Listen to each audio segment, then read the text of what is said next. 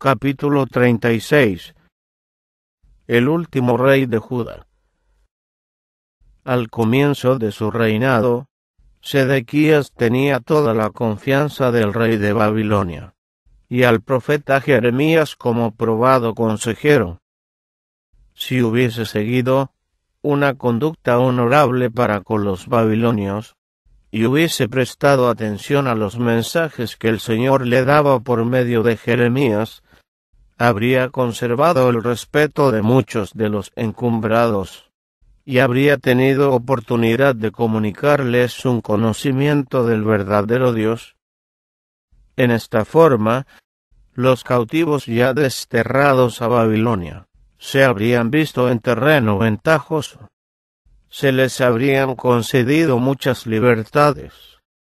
El nombre de Dios habría sido honrado cerca y lejos. Y a los que permanecían en la tierra de Judá, se les habrían perdonado las terribles calamidades que finalmente les acontecieron por intermedio de Jeremías, Sedequías y todo Judá. Inclusive, los que habían sido llevados a Babilonia recibieron el consejo de someterse y tranquilamente al gobierno provisorio de sus conquistadores.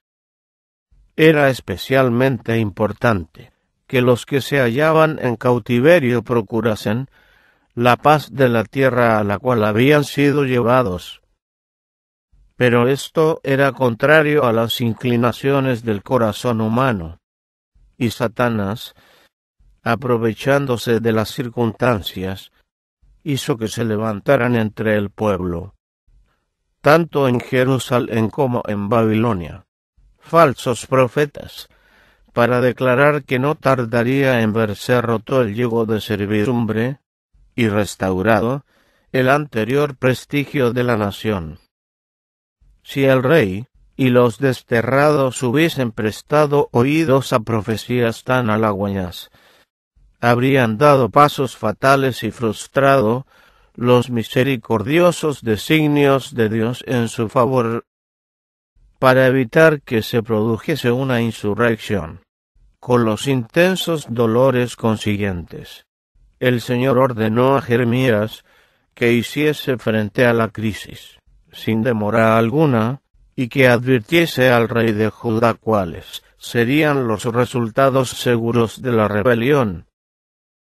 También debía amonestar a los cautivos, mediante comunicaciones escritas, para que no fuesen inducidos a creer que se acercaba la liberación. Les instó así: no os engañen vuestros profetas que están entre vosotros, ni vuestros adivinos. Mencionó en relación con esto el propósito que tenía el Señor de restaurar a Israel al fin de los 70 años de cautiverio predichos por sus mensajeros. Con qué tierna compasión informó Dios a su pueblo cautivo acerca de sus planes para Israel. Sabía que, si éste se dejaba persuadir por los falsos profetas a esperar una pronta liberación, su posición en Babilonia resultaría muy difícil. Cualquier demostración o insurrección de su parte despertaría la vigilancia y la severidad de las autoridades caldeas, y acarrearía una mayor restricción de sus libertades. De ello resultarían sufrimientos y desastres. Él deseaba que se sometiesen a su suerte e hiciesen tan placentera como fuese posible su servidumbre, de manera que el consejo que les daba era: edificad casas, y morad, y plantad huertos, y comed del fruto de ellos. Y procurad la paz de la ciudad a la cual os hice traspasar, y rogad por ella a Jehová, porque en su paz tendréis vosotros paz. Entre los falsos maestros que había en Babilonia, se contaban 2 hombres que aseveraban ser santos, pero cuyas vidas eran corrompidas. Jeremías había condenado la mala conducta de esos hombres, y les había advertido su peligro. Airados por la reprensión, procuraron oponerse a la obra del profeta verdadero, incitando al pueblo a no creer sus palabras y a obrar contrariamente al consejo de Dios en lo que respectaba a someterse al rey de Babilonia. El Señor atestiguó por medio de Jeremías que esos falsos profetas serían entregados en manos de Nabucodonosor, delante de quien serían muertos. Poco después, esta predicción se cumplió literalmente. Hasta el fin del tiempo, se levantarán hombres que querrán crear confusión y rebelión entre los que aseveran ser representantes del Dios verdadero. Los que profetizan mentiras alentarán a los hombres a considerar el pecado como cosa liviana. Cuando queden manifiestos los terribles resultados de sus malas acciones, procurarán, si pueden, responsabilizar de sus dificultades al que los amonestó fielmente. Así como los judíos culparon de su mala suerte a Jeremías, pero tan seguramente como en la antigüedad quedaron justificadas las palabras de Jehová por medio de su profeta, se demostrará hoy la certidumbre de sus mensajes. Desde el principio, Jeremías había seguido una conducta consecuente al aconsejar que los judíos se sometieran a los babilonios. Este consejo no solo fue dado a Judá, sino a muchas de las naciones circundantes. Durante la primera parte del reinado de Sedequías, visitaron al rey de Judá embajadores de los gobernantes de Edom, Moab, Tiro y otras naciones, para saber si a su juicio el momento era oportuno para una rebelión concertada, y si él se uniría con ellos para pelear contra el rey de Babilonia. Mientras estos embajadores aguardaban la respuesta, llegó esta palabra del Señor a Jeremías: hazte coyundas y yugos, y ponlos sobre tu cuello, y los enviarás al rey de Edom, y al rey de Moab, y al rey de los hijos de Amón, y al rey de Tiro, y al rey de Sidón, por mano de los embajadores que vienen a Jerusalén a Sedechías, rey de Judá. Se ordenó a Jeremías que diese a los embajadores instrucciones para que informasen a sus príncipes de que Dios los había entregado todos en las manos de Nabucodonosor, rey de Babilonia, y que le servirían a él, y a su hijo, y al hijo de su hijo, hasta que llegase también el tiempo de su misma tierra. Se indicó, además, a los embajadores que declarasen a sus príncipes que, si se negaban a servir al rey de Babilonia, serían castigados con espada y con hambre y con pestilencia, hasta que fueran consumidos. Se les recomendó especialmente que se apartasen de las enseñanzas de los falsos profetas que los aconsejaran de otra manera. El Señor declaró: y vosotros no prestéis oído a vuestros profetas, ni a vuestros adivinos, ni a vuestros sueños, ni a vuestros agoreros, ni a vuestros encantadores, que os hablan diciendo: no serviréis al rey de Babilonia. Porque ellos os profetizan mentira, por haceros alejar de vuestra tierra, y para que yo os arroje y perezcáis. Mas la gente que sometiere su cuello al yugo del rey de Babilonia, y le sirviere, har él a dejar en su tierra, dice Jehová, y labrará, y morará en ella. El castigo más liviano que un Dios misericordioso podía infligir a un pueblo rebelde era que se sometiese al gobierno de Babilonia. Pero si guerreaban contra este decreto de servidumbre, iban a sentir todo el rigor de su castigo. El asombro de los congregados representantes de las naciones no conoció límites, cuando Jeremías, llevando un yugo sobre el cuello, les hizo conocer la voluntad de Dios. Frente a una oposición resuelta, Jeremías abogó firmemente por la política de sumisión. Entre los que querían contradecir el consejo del Señor se destacaba Ananías, uno de los falsos profetas, contra los cuales el pueblo había sido amonestado.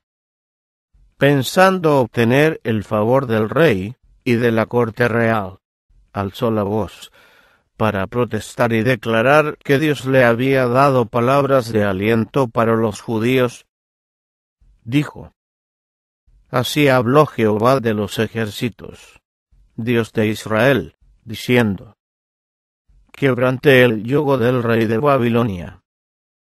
Dentro de 2 años de días, tornaré a este lugar todos los vasos de la casa de Jehová, que Nabucodonosor, rey de Babilonia, llevó de este lugar, para meterlos en Babilonia, y yo tornaré a este lugar a Jerchonías, hijo de Joacim, rey de Judá, y a todos los transportados de Judá que entraron en Babilonia, dice Jehová, porque yo quebrantaré el yugo del rey de Babilonia.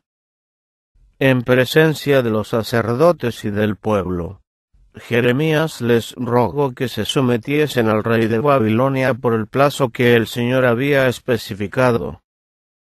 Citó a los hombres de Judá las profecías de Oseas, Habacuc, Sofonías y otros cuyos mensajes de reprensión y amonestación habían sido similares a los propios. Les recordó acontecimientos que habían sucedido en cumplimiento de profecías relativas a la retribución por el pecado del cual no se habían arrepentido. En lo pasado, los juicios de Dios habían caído sobre los impenitentes en cumplimiento exacto de su propósito, tal como había sido revelado por intermedio de sus mensajeros.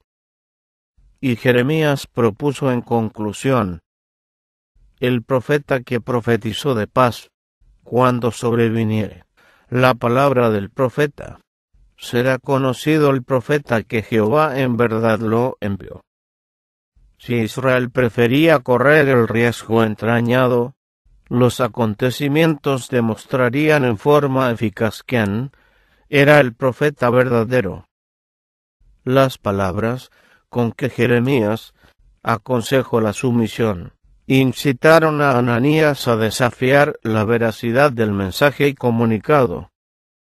Tomando el yugo simbólico de sobre el cuello de Jeremías, lo rompió, diciendo: Así ha dicho Jehová, de esta manera quebraré el yugo de Nabucodonosor, rey de Babilonia, del cuello de todas las gentes, dentro de 2 años de días. Y fuese Jeremías su camino. Aparentemente, no podía hacer otra cosa, sino retirarse de la escena del conflicto. Pero se le dio otro mensaje. Se le ordenó: Ve y habla a Ananías, diciendo: Así ha dicho Jehová, yugos de madera quebraste, mas en vez de ellos harás yugos de hierro. Porque así ha dicho Jehová de los ejércitos, Dios de Israel: yugo de hierro puse sobre el cuello de todas estas gentes, para que sirvan a Nabucodonosor, rey de Babilonia, y han de servirle. Entonces dijo el profeta Jeremías a Ananías profeta: Ahora oye, Ananías, Jehová no te envió, y tú has hecho confiar a este pueblo en mentira. Por tanto, así ha dicho Jehová: He aquí, que yo te envío de sobre la haz de la tierra. morirás en este año, porque hablaste rebelión contra Jehová. Y en el mismo año murió Ananías en el mes séptimo. El falso profeta había fortalecido la incredulidad del pueblo en lo que respectaba a Jeremías y su mensaje. Impíamente se había declarado mensajero del Señor y había muerto en consecuencia. En el 5º mes del año fue cuando Jeremías profetizó la muerte de Ananías, y en el mes séptimo el cumplimiento de sus palabras demostró la veracidad de ellas. La agitación causada por las declaraciones de los falsos profetas había hecho a Sedequías sospechoso de traición, y sólo una acción presta y decisiva podía permitirle seguir reinando como vasallo. Aprovechó la oportunidad de ejecutar una acción tal poco después que regresaron los embajadores de Jerusalén a las naciones circundantes. Pues entonces el rey de Judá acompañó a Seraías, el principal camarero, en una misión importante a Babilonia. Durante esta visita a la corte caldea, Sedequías renovó su juramento de fidelidad a Nabucodonosor. Mediante Daniel y otros cautivos hebreos, el monarca babilónico había llegado a conocer el poder y la autoridad suprema del Dios verdadero. Y cuando Sedequías volvió a prometer solemnemente que le permanecería leal, Nabucodonosor le pidió que jurase esta promesa en nombre del Señor Jehová Dios de Israel. Si Sedequías hubiese respetado esta renovación de su pacto jurado, su lealtad habría ejercido una influencia profunda en el espíritu de muchos, de los que observaban la conducta de quienes aseveraban reverenciar el nombre del Dios de los hebreos y apreciar su honor. Pero el rey de Judá perdió de vista su alto privilegio de honrar el nombre del Dios viviente.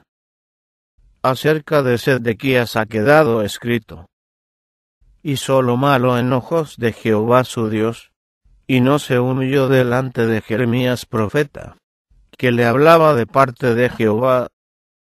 Rebelóse a sí mismo contra Nabucodonosor, al cual había jurado por Dios, y endureció su cerviz, y obstinó su corazón, para no volverse a Jehová el Dios de Israel. Mientras Jeremías continuaba dando su testimonio en la tierra de Judá, el profeta Ezequiel fue suscitado de entre los cautivos de Babilonia, para dar advertencias y consuelo a los desterrados, y para confirmar la palabra del Señor que hablaba Jeremías. Durante los años que quedaban del reinado de Sedequías, Ezequiel señaló claramente cuán insensato era confiar en las falsas predicciones de los que inducían a los cautivos a esperar un pronto regreso a Jerusalén.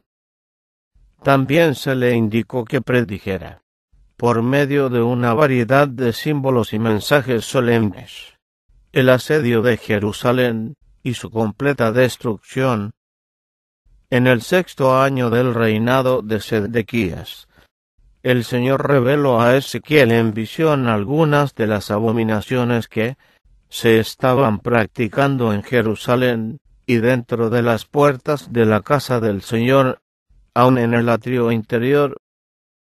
Las cámaras llenas de imágenes e ídolos que representaban serpientes y animales de abominación, y todos los ídolos de la casa de Israel.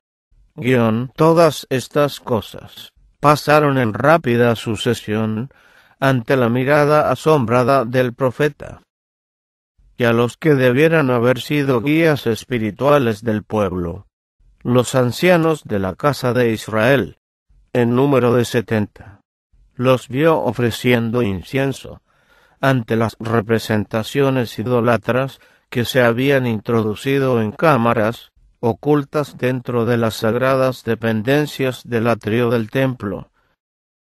Los hombres de Judá se alentaban en sus prácticas paganas, haciendo estas declaraciones blasfemas: no nos ve Jehová, Jehová ha dejado la tierra. El profeta había de ver abominaciones mayores aún. Le fueron mostradas ante la puerta que conducía del atrio exterior al interior mujeres que estaban allí sentadas endechando a Tamuz, y en el atrio de adentro de la casa de Jehová, a la entrada del templo de Jehová, entre la entrada y el altar, como 25 varones, sus espaldas vueltas al templo de Jehová, y sus rostros al oriente, y encorvábanse al nacimiento del sol. Entonces, el ser glorioso que acompañaba a Ezequiel en toda esta asombrosa visión de la impiedad en las altas esferas de la tierra de Judá, preguntó al profeta: ¿no has visto, hijo del hombre? ¿Es cosa liviana para la casa de Judá hacer las abominaciones que hacen aquí, después que han llenado la tierra de maldad, y se tornaron a irritarme, que ponen hedor a mis narices? Pues también yo haré en mi furor no perdonar a mi ojo, ni tendré misericordia, y gritarán a mis oídos con gran voz, y no los oiré.